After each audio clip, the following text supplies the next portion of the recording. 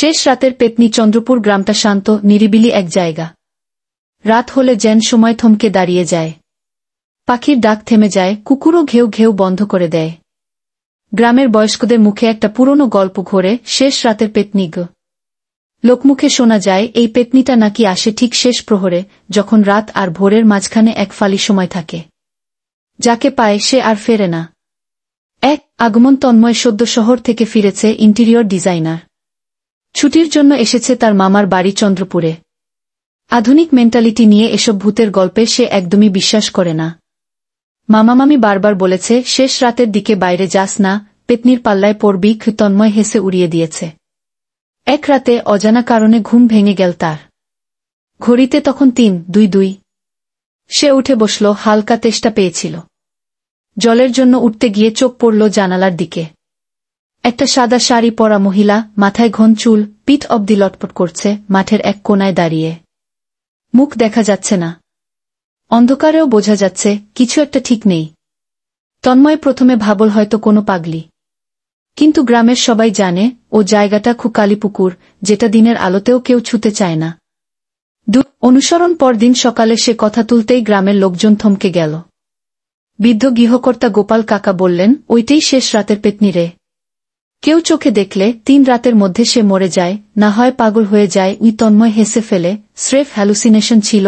কিন্তু সেদিন রাত থেকে সব বদলে যেতে লাগল। ঘড়ি যখন ৩টা পেরোয় তখন জানলার বাইরে কে যেন ঘসঘস করে।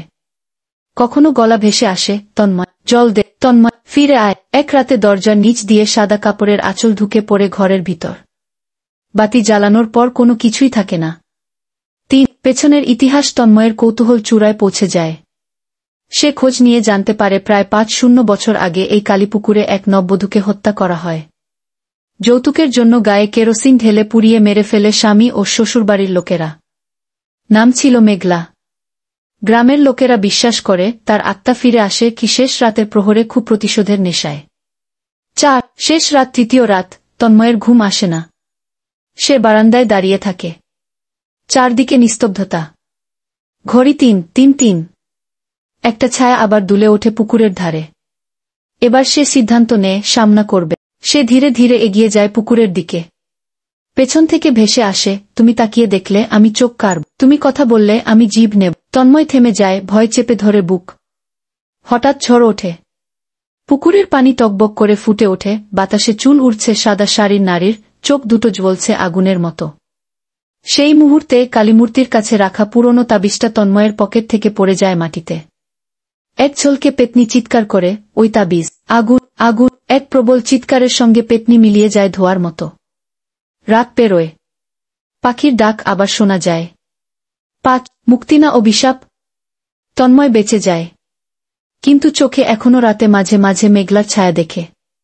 সে বুঝে যায় পেতনি দূর হয়নি, শুধু দূরে সরে গেছে।